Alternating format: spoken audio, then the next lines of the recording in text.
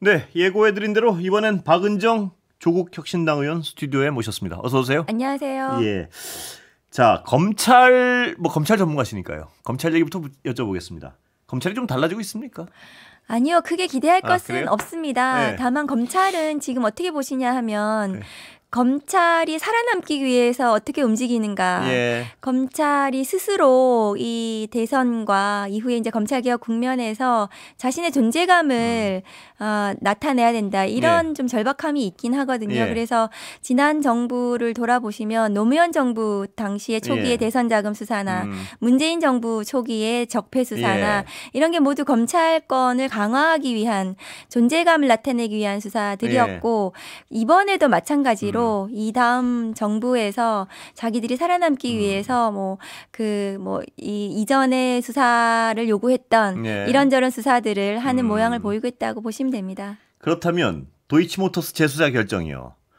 그것도 어떤 살아남기 위해서 제대로 합니까 이번에? 네, 그렇습니다. 그러니까 살아남기 위해서 할 텐데 그런데 지금 검찰 내부에서 보시면 그 친윤 검사들이 그대로 의사결정권 자리에 다 있습니다.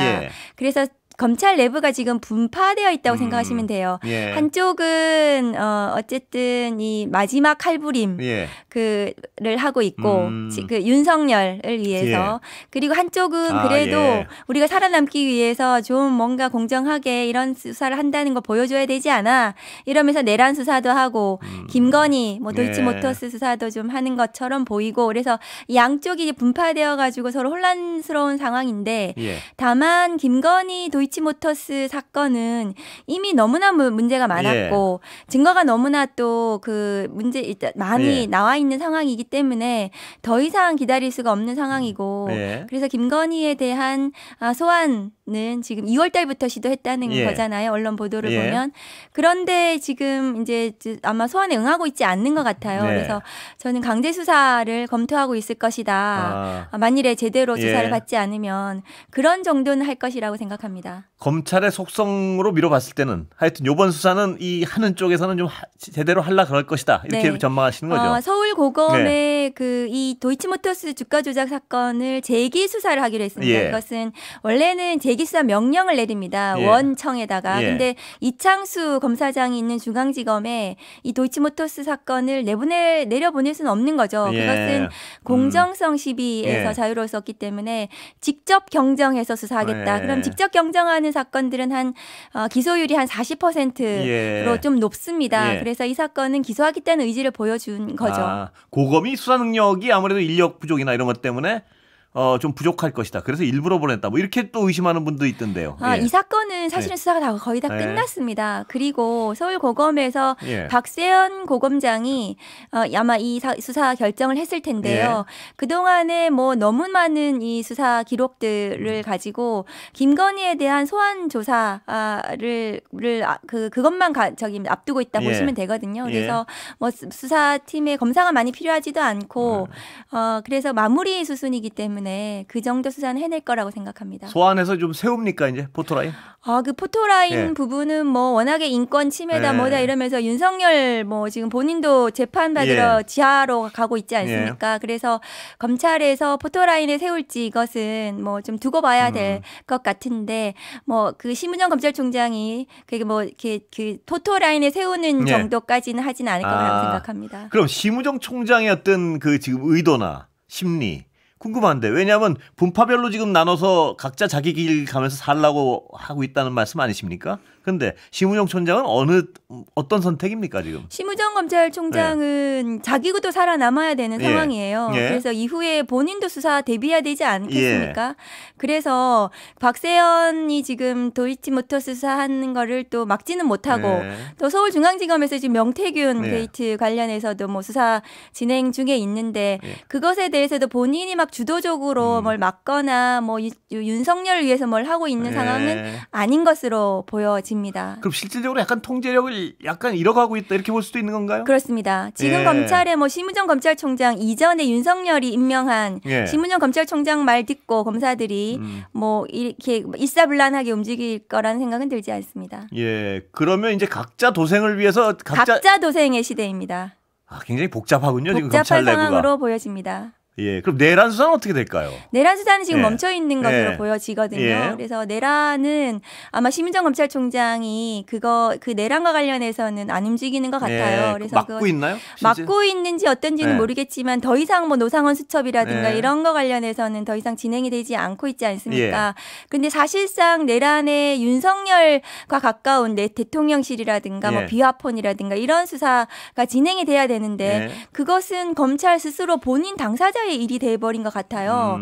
그 내란 수사는. 네. 그래서 진행이 안 되고 있는 것 같습니다. 내란 수사는 살기 위해서라도 내란 수사를 할 것이란 기대가 어려운 상황이군요. 내란의 그렇습니다. 부분은. 그건 특검밖에 답이 없군요. 내란은 역시. 저는 특검밖에 없다. 그래서 네. 이번에 이제 내란 특검법 저희가 발의를 했는데 예. 6월 중으로 통과시켜서 대대적으로 그 대통령실과 비화폰 등등과 관련해서 노상원 수첩 예. 등등 좀 수사를 해야 된다고 생각합니다. 내란 특검법 뭐 워낙 거부권에 막혀가지고요. 이번에 새 정부가 들어서기 전에도 좀 가능성이 있나요? 없었습니까 분위기는? 아니요, 저는 그 없습니까? 가능성은 없어 네. 보이고 6월 중으로 아마 대선 이후가 될 텐데요. 네, 그 기다려야겠군요, 후에 그건 본회의 어차피. 통과시켜서 이번 특검법은 굉장히 센 특검입니다. 예. 그래서 그 좀 더 수사를 해야 된다. 그 새 정부에서 그 정부하고 좀 독립된 특검이 예. 설거지를 좀 해야 된다고 생각합니다. 저는. 예. 지금 이제 정치권하고 보면요. 한덕수 대행의 행위를 이해 못할 행위라는 분들이 많습니다. 비판이. 그런데 지금 어떤 이 수사의 입장에서 보면 한덕수 대행도 그 수사 대상인 거죠. 박 의원님 보시기 어떻습니까? 네, 한덕수 대행은 예. 당연히 내란 수사의 수사 대상자입니다. 그 계엄의 밤, 내란의 밤 국무회의에서 어떤 역할을 했는지에 대해서 예. 제대로 드러나지 않고 있습니다. 어쨌든 그 당시에 위헌 위법한 비상계엄을 선포했고요. 예. 윤석열 당시 대통령이 그랬다면 한덕수 대행은 거기에 대한 정치적이든 법적이든 예. 저는 책임이 있다고 생각을 예. 하거든요. 그래서 한덕수 대행은 뭐 내란 수사의 대상이기도 하고 그 후에 대행의 직무수행 과정에서 네. 있었던 많은 직무유기, 예. 뭐 특검법 거부라든가 물론 탄핵은 기각이 됐지만 예. 뭐 그 재판관, 헌법재판관 미임명이라든가 예. 이런 직무유기 등 위헌 위법한에 대해서는 그 범죄로 또 봐야 될 부분들도 있기 때문에 저는 이후에도 수사 대상이라고 생각합니다. 역시 특검 수사밖에 답이 없다고 보시는 거죠? 네, 그 그렇습니다. 부분도. 한덕수 예. 대행에 대해서도 저는 특검으로 수사를 해야 된다고 생각합니다. 그리고 아까 잠깐 설명하셨는데요. 이 각자 도생하는 검찰. 문재인 전 대통령까지 지금 문제 삼고 나오는 이 상황 어떻게 보십니까? 이건 도대체 왜 이런 생각 궁금해하시는 분들도 있습니다. 원래는 예. 이제 선거 전에 한 6개월 전부터는 정치적으로 읽힐 수 있는 수사는 멈춥니다. 예. 그게 그동안의 검찰이었어요. 예. 어떤 뭐 비판도 많았지만 예. 그런데 이번에 그 지난 총선도 그렇고 이번 문재인 대통령에 대한 기소도 그렇고 검찰이 이제는 염치를 잃어버렸다. 예. 그래서 막무가내로 그냥 마구잡이로 던지고 있는 상황이다. 예. 그래서 이재명 대표 죽이기를 예. 하다가 이제는 문재인 대통령 기소를 통해서 그 도덕성의 흠집을 내는 예. 그래서 선거판에서 선거운동을 하고 있는 것이 아닌가 싶은 생각이 들고 예. 그리고 또 하나는 이제 문재인 대통령에 대한 기소를 통해 가지고 윤석열 전직 대통령, 예. 문재인 전직 대통령을 한꺼번에 재판받게 하는 그런 그것을 좀 보여주기 위한 모양새를 것은 아닌가. 균형 맞추기 식으로요. 그렇습니다. 균형이 아니라 그렇게 뭐 양쪽이 다 문제 있는 거 아니야 이런 식으로 그런 그런 의도다. 무리한 예. 기소. 근데 이 기소 자체가 굉장히 무리하고 예. 말이 안 되는 기소입니다. 예. 사위의 월급을 뇌물로 구성을 하는 사례를 제가 본 적이 없고 예. 그리고 문재인 대통령의 직접 관련성이라든가 뭐 어떤 그것도 예. 뭐 나오고 있지 않습니다. 그런데 이것을 이렇게 무리하게 기소를 하는 것은 정말 정치적인 의도다. 저는 그렇게 생각합니다. 예. 내란 수사요. 지기현 판사 재판부 괜찮습니까? 지금 보시면. 아니요, 전혀 예. 괜찮지 않고요. 지기현 재판부는 스스로 불공정성에 대한 의심을 받을 많은 행동들을 했습니다. 예. 특히나 내란 수계 윤석열 피고인에 대해서 형사소송법을 위반한 네. 그 특혜 계산법으로 풀어줬단 말이죠. 그런 형사소송법 위반 부분 등도 그렇고 그리고 노상원이나 김용현에 대한 지금 구속 재판을 진행 중에 있는데 예. 6개월 내에 끝내야 됩니다. 예. 근데 과연 6개월 내에 이 끝내지 않고 풀어줄 수도 있는 그런 굉장히 의심스러운 상황입니다. 그래서 심각한 상황이네요. 심각한 상황입니다. 그래서 직위원 재판부, 특히 직위원 판사에 대해서는 저는 박세현 고검장이 그 특수본부장이 기피 신청을 해야 된다고 생각합니다. 그 형사소송법 18조에 있거든요. 그래서 법관에 대한 기피 신청을 통해서 직위원 재판부는 기피되어야 된다고 저는 생각합니다. 왜 그렇게까지 한다고 의심하세요?